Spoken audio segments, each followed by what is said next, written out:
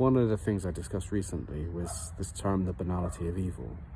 I was talking about a song by the Rolling Stones, and I was saying how it's the most human song ever written.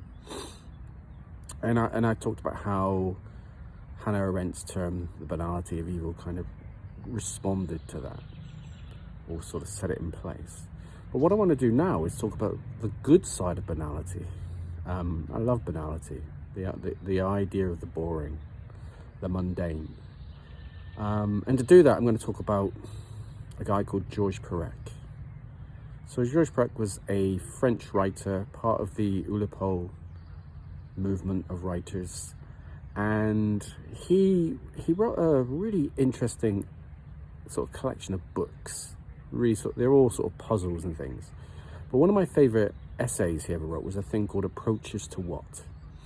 And in Approaches to What, he talks about the idea of why we don't take more seriously things like, you know, a plane landing safely or a car not crashing. You know, why are the newspapers full of stories of planes being hijacked? I mean, this is the 1970s. Why does a train only exist to us when it derails? And so he starts asking all these questions. And the best question he asks in this essay is, he asks you to question your teaspoons. Where have they come from?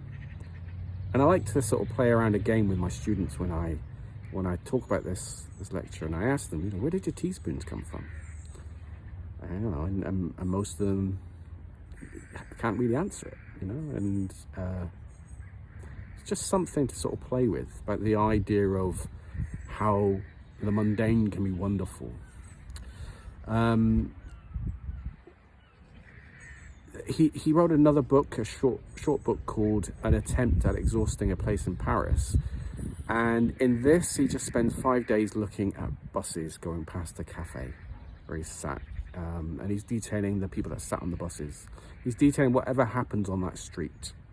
And he's just trying to get all of the boring details out to make them something else. To make us realize that actually it's the mundane where we live our lives. Why not be excited by that? So I really like that.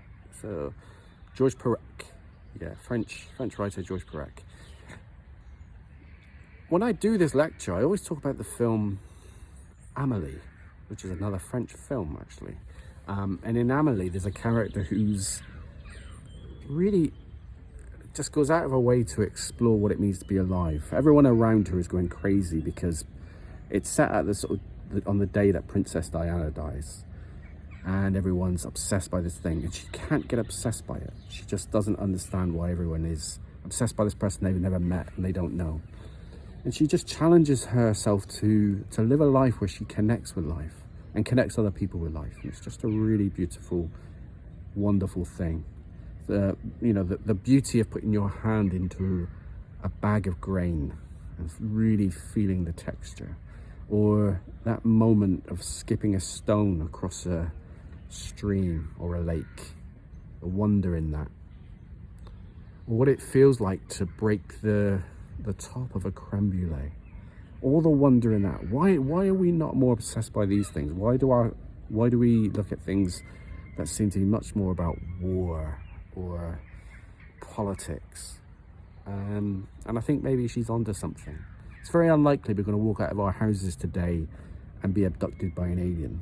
It's quite likely we'll walk out of our houses today and see a balloon fly past our heads and wonder what the trajectory or the provenance of that balloon is.